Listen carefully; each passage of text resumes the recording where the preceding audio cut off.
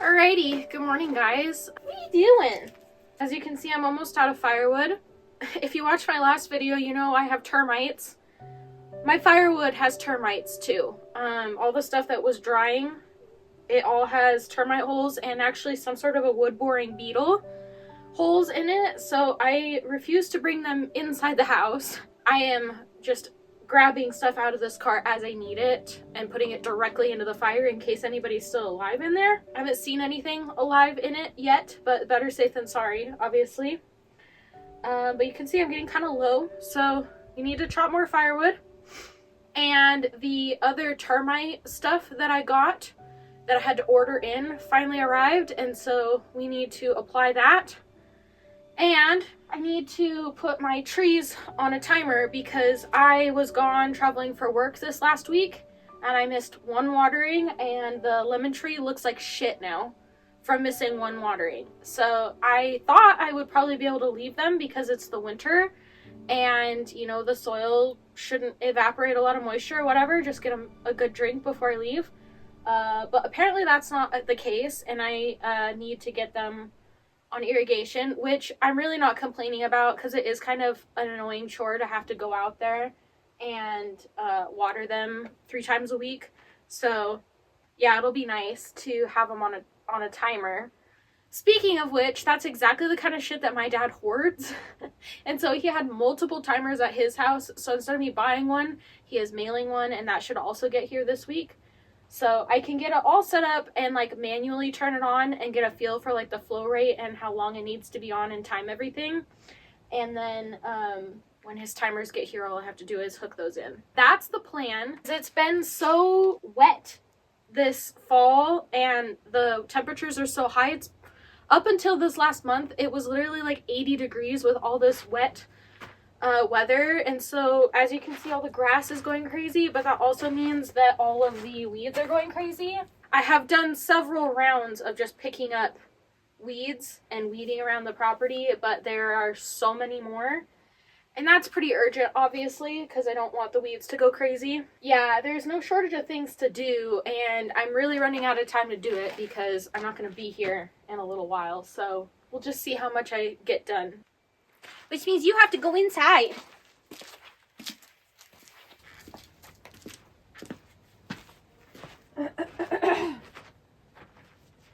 Holy cow, case in point, I was overheating in my long sleeve and my beanie. Way too warm for that.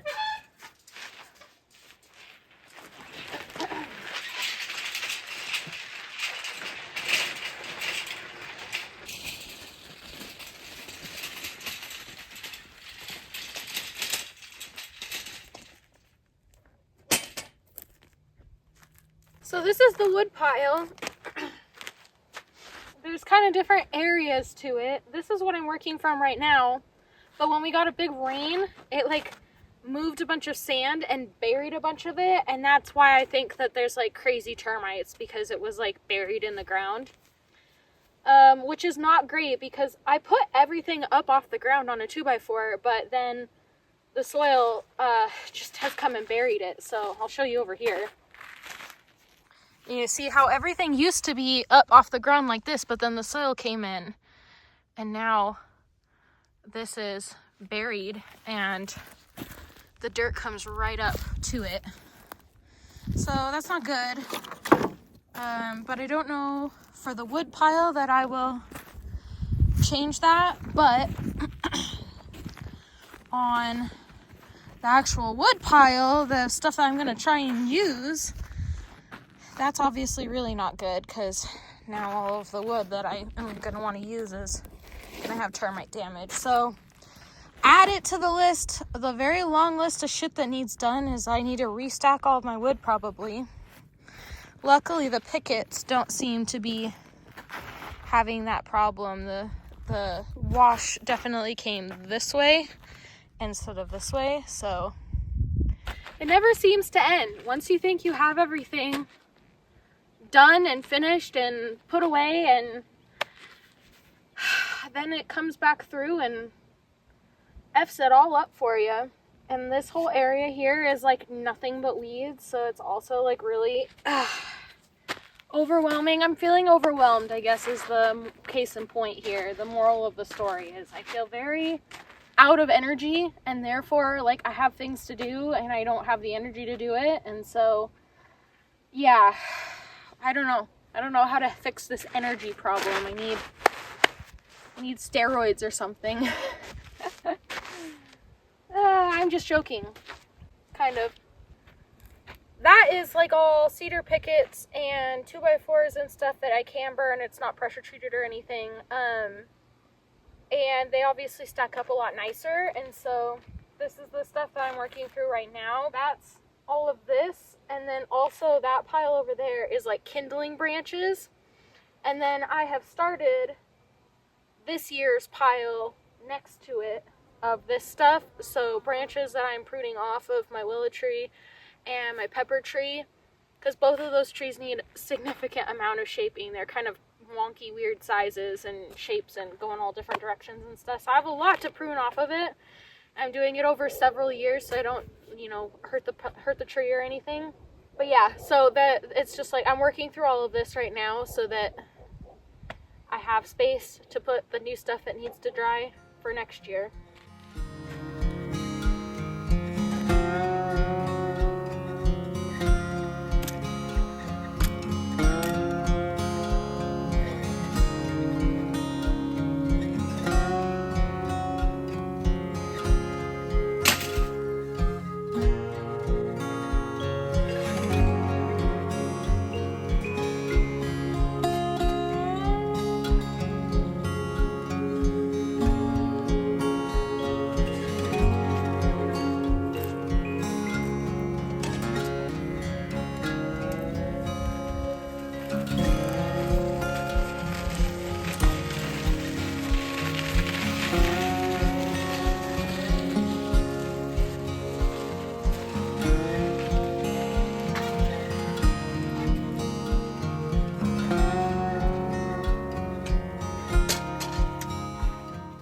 I've never used my chop saw to cut branches. I'm sure it's not recommended, but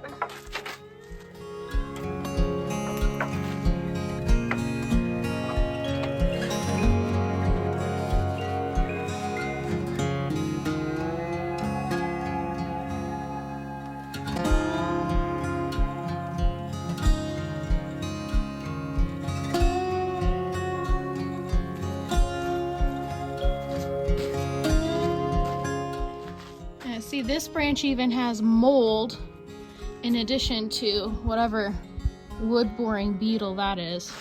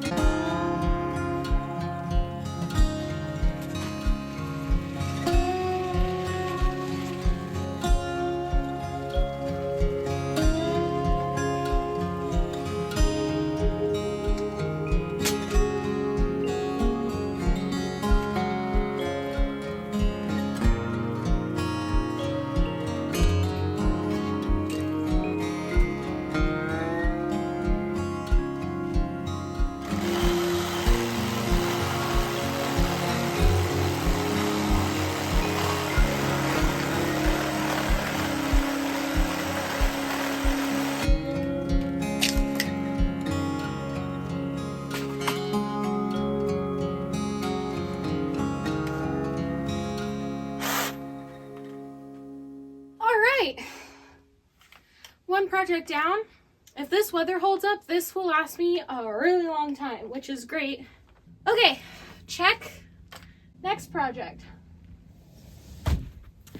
Okay, well, my knee doesn't love that I just did that, so we're gonna sit here and take a breather and let it hopefully feel better and read the box to the termite killer granules that I was told to get. There's a pest control guy here on YouTube, and I'm following what he said. So he said just to sprinkle it on the ground. You don't need to trench unless you have clay soil, which I have the opposite of clay soil, but I do need to read the directions for myself, obviously. Okay, instructions. Do not apply near fish ponds. No problem. Do not use food utensils. No problem. Keep people and pets away from treated area until it's been watered and allowed to dry. No problem. Do not water the treated area to the point of runoff. The other guy also said that. For termites, you are supposed to apply granules in a band 2 to 3 feet wide and around and up to the building. Well, that seems easy enough. We're just walking around the house, it sounds like, which is exactly what that other guy said to do. So, and then water. Oh, that's a lot. I don't know how thick I'm supposed to apply it.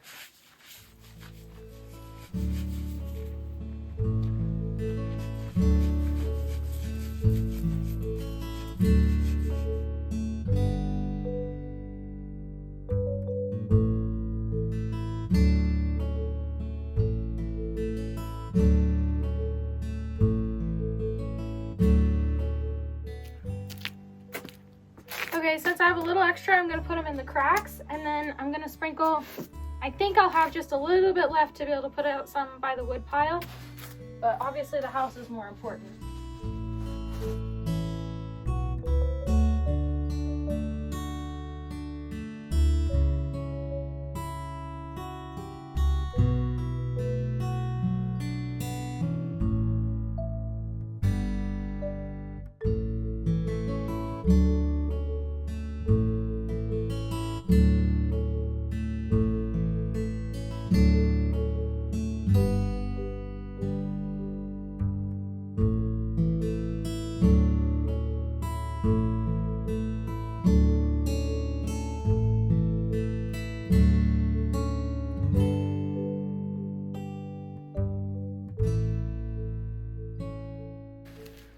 I think that's done. They said to do that every year, I want to say. I'll look it up. I'll have to put a reminder in my calendar to do it again next year. I see why they say to keep it away from pets and stuff, because it smells like fish. It actually really just does. It smells like miso soup, like the fish and the miso.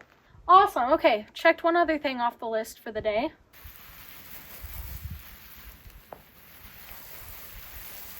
Give him a little drink so he doesn't feel lonely or left out.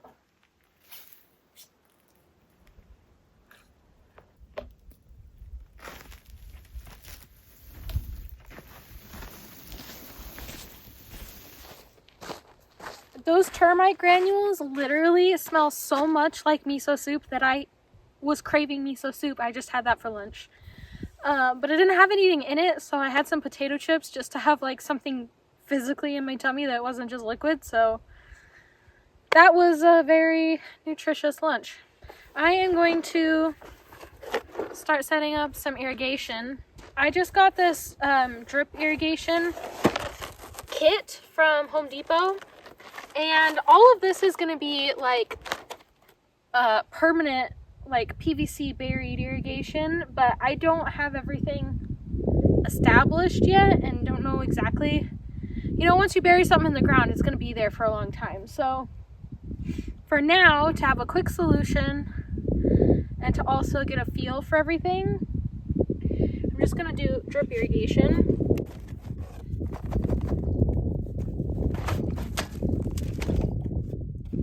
I got 1/2 inch tube, 1/4 inch tube, and then all these fittings. It was like 30 bucks. So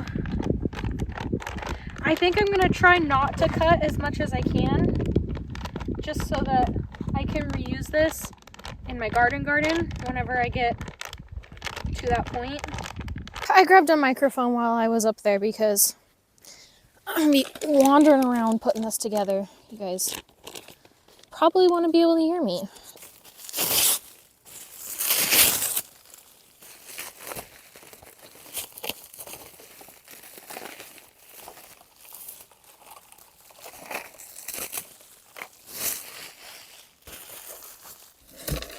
Okay, so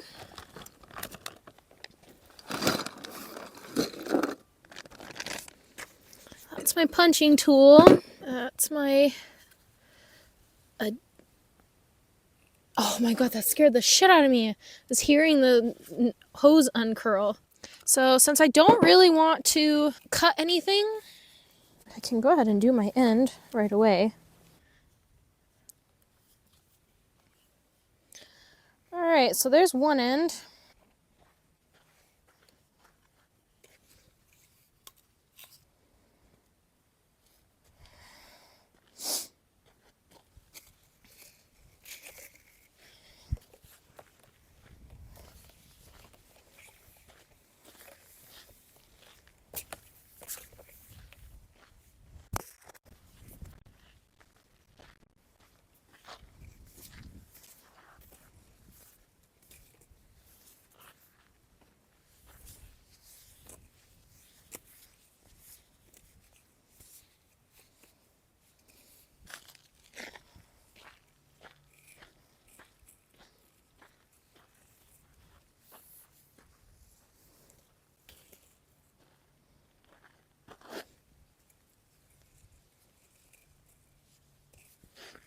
Alright, well, I assume, as with pretty much anything else that is black plastic, it'll get some sunlight on it and mellow out a little bit.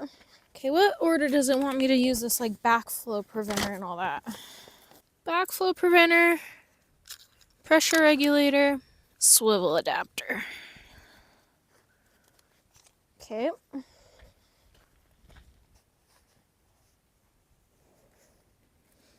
Okay. And then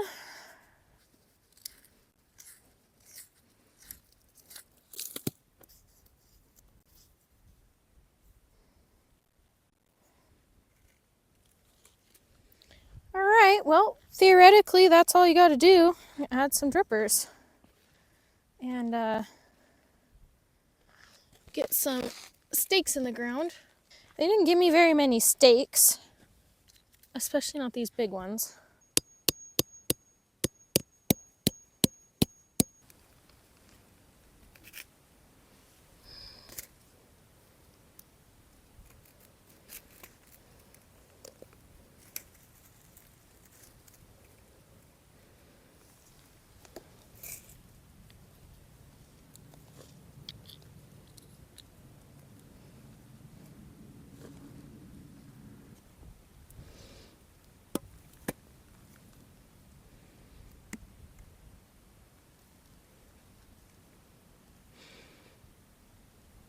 Alright, I'm sure I'm going to need more, but I'm just going to go turn the water on now and just see first.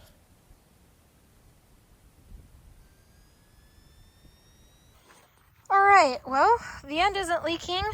That's what my 4-gallon one looks like, and I apparently didn't get it on there all the way because it's leaking out the side. I don't know if 4 gallons per hour will ever fill this dam up, but I guess we will see. And that's what the 2-gallon one, I can obviously poke a hole for it to be a second one, but I'm just going to leave it as is, just the one for now, just to see what it does and what it looks like. All right, we are at 40 minutes now. That's not looking too bad. And I think part of it obviously is that when I'm watering it with the big hose, it messes with the soil and moves everything around, so I can kind of fix the dirt again to make it saturate the soil a little more evenly. But that's looking really good. Like, that's almost getting all the way around with just the one nozzle. And of course, the little guy trying to keep up. Alrighty, it has been an hour, so that's what 4 gallons looks like. Obviously, quite a bit of it has soaked in already. That's not 4 gallons just sitting on the ground. 4 gallons over here on the loquat.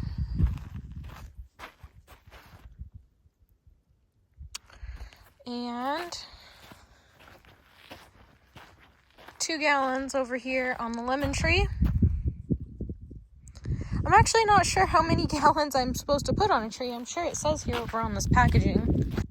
Okay, so assuming I'm reading this right, it's saying I'm supposed to run it for an hour. And for a medium shrub or tree, that would be 2 gallon per hour. Or for a small tree, it's also saying 2 gallon per hour. So that's how much volume it's saying that you should have. Theoretically, like, I have already overwatered them, but that's clearly not overwatered because I fill this whole thing up and it's dry in 2 days. So yeah, I'm just gonna leave it for another hour, I think. Okay, I just shut everything off at the 2-hour mark. I think this would look better if the sand was dug out a little more evenly, because the loquat looks really good. Like, that's pretty even.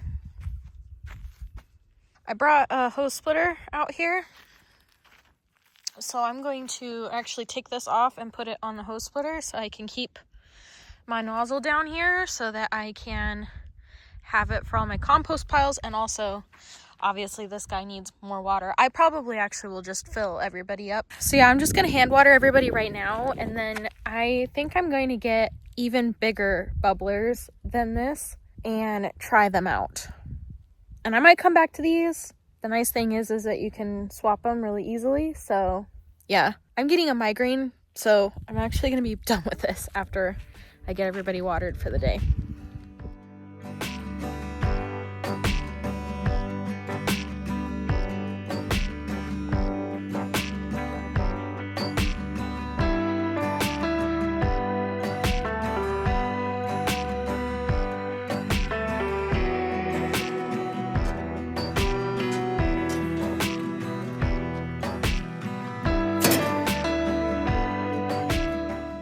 I know it's really silly to be wearing an earband because it's really not that cold, but the wind is from the north and it has a little bite to it, and I get earaches really easy in the wind, so don't make fun of me.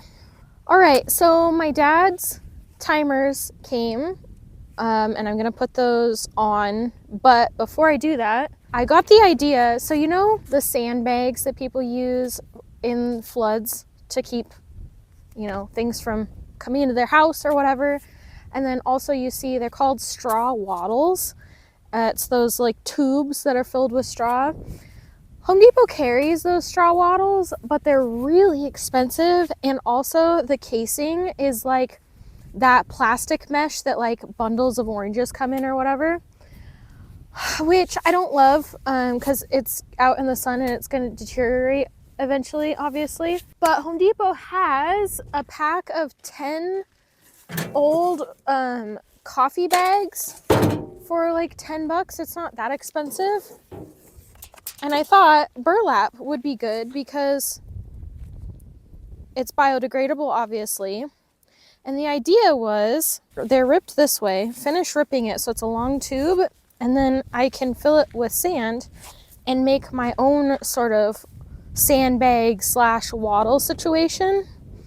And then I wouldn't have to worry about these overflowing so much, because eventually they're going to have mulch over the top of them, and it's going to be really hard for me to see if they overflow. And obviously you want to keep everything calibrated so that it doesn't happen, but accidents can happen and whatever. And I'm just imagining a world where all of this is covered in mulch and one of these breaks, like the emitters breaks, and then it like all erodes away, and I have to unbury all the mulch that's now mixed in with sand to try and redo the berm. Or even if this doesn't break, but the next time we get the big rain, like the loquat, just the amount of rain that came overflowed it. So yeah, I wanted some sort of a more permanent berm Everybody else I see doing like berms and swales, they have clay soil and it just holds together and it's really hard for it to erode. It overwhelms and it's still there. But for me with the sand, I think I have to do something a little bit more. So anyways, I haven't even prepared the coffee bags because they still have coffee beans in them. I made that mistake earlier that I started opening it with in the house and had a whole pile of coffee beans to deal with. I'm not super worried about getting mulch on this until the summer, basically late spring probably. I know also people have mentioned the trunks being painted, and I literally even have the paint. I just haven't put it on there yet because I have a UV reader on my weather station and our UV index has been like 5. So it's really not like a person probably isn't going to get sunburned. So I'm going to guess that the tree isn't either. Honestly, while it would be easy to just do the seams,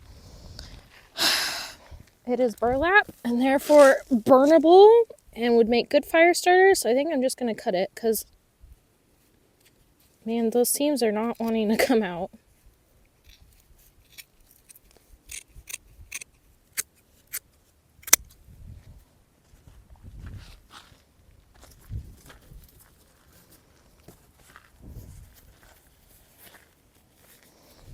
Alright, so now I have this long piece of fabric, and the idea I think was just to, first I have to dig this out, lay it down, and then basically fill it with some sand and make a burrito.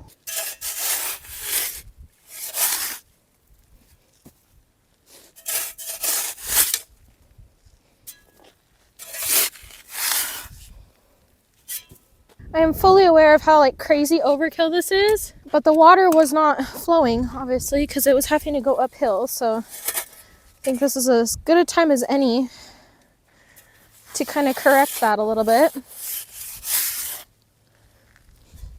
Not that it needs to be perfect, but you know, just trying to get it to the point where the water flows readily all the way around the tree.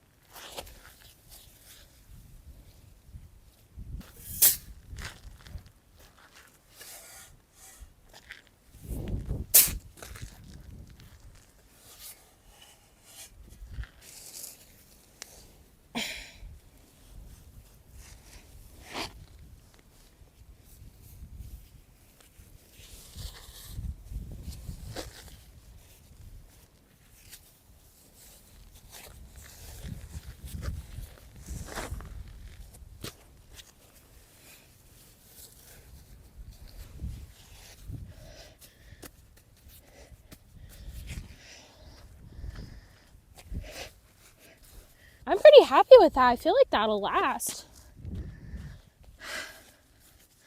Don't you think? The question is it quite long enough? Yeah, as expected, that side is gonna leak before it's full. I don't want to make a circle. I definitely want to keep it a semicircle. I think the loquat also will be like 1.5 worth. So I guess I'm just going to move this over a little bit. Okay, I'm gonna go get my fabric scissors. That's a pain in the ass.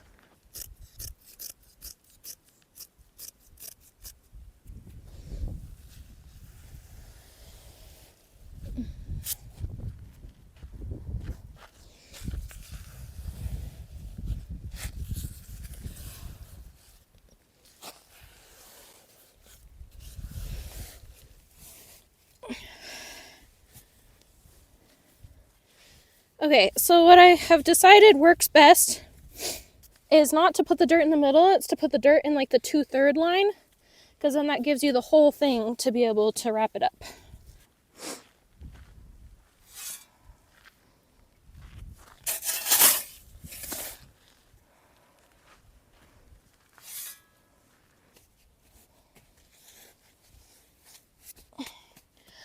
Okay, wow. I'm really happy with that. Listen, probably other people have come up with this idea before. I have never seen it. So for coming up with something on my own, I think that's pretty slick. And works really well. A Home Depot was out of the drippers that I wanted, so I have to wait to do that. But oh well. I mean, the hose is still here, so I should be able to fit a lot of water in here now that I don't have to worry about it overflowing, which means it also should catch a lot more rainwater, which is really good, obviously. And the crazy thing is, a lot of this dirt is from there. That's just how much sand moves when you're spraying it with water. All of this dirt was here, and then it eroded into that area. So kind of just putting everything back the way that it was when you guys watched me plant everything. So if you guys have seen the Edge of Nowhere farm videos, you'll know that they have full circles. I don't think they're on a hill. It seems like they're very flat. So their circles are just on the ground, easy peasy. If I want to do a full circle, I would have to fight against the hill, obviously, like I just did. And they do concentric rings. They do a circle, second circle with like a trough coming in from irrigation up here. And I just don't think that that would work because of how much soil erodes. Like you saw, I was putting water in the system up there and it just filled all of this with sand. Now that I have these burlap berms, I could do that or some version of that and just put irrigation in each of the rings instead of flooding it from the top and letting it fill.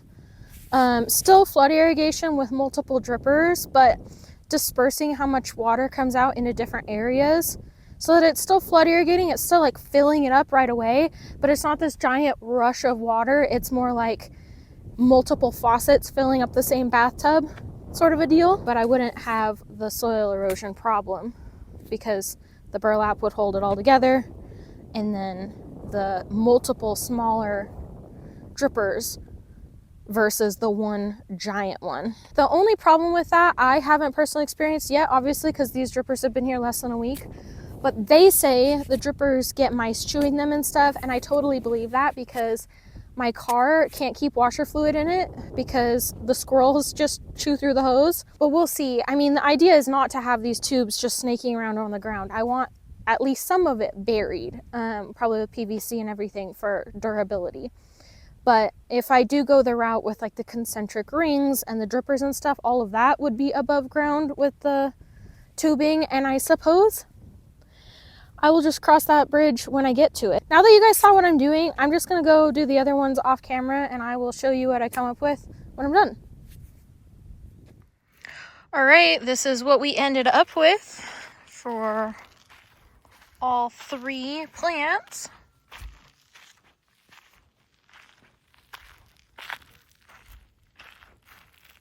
There's a coyote going crazy over there. Can you hear it? Of course, as soon as I say that, he stops. So that is it for this video. I was going to put the timer on, but I read the manual. The manual says you cannot use rechargeable batteries. And after doing some Googling, apparently that's a thing that I never knew about.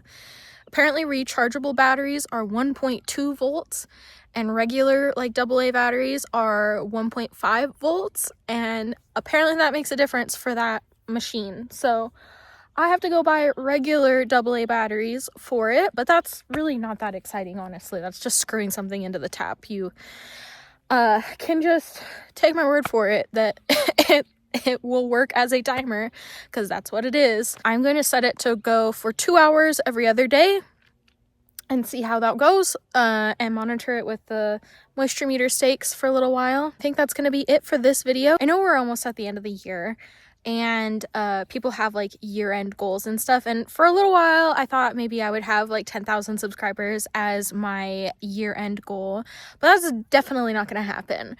However, my Homestead year ends in April, so if you guys want to help me get to 10,000 subscribers before April, I would really appreciate it. So go ahead and subscribe if you're not already. Share the video to other people who you think might like this video. Let's see if we can make that goal happen. Anyways, that's gonna be it for today, guys. I'm gonna go walk my dog before it gets dark out, so I'll see you all in the next video. Bye.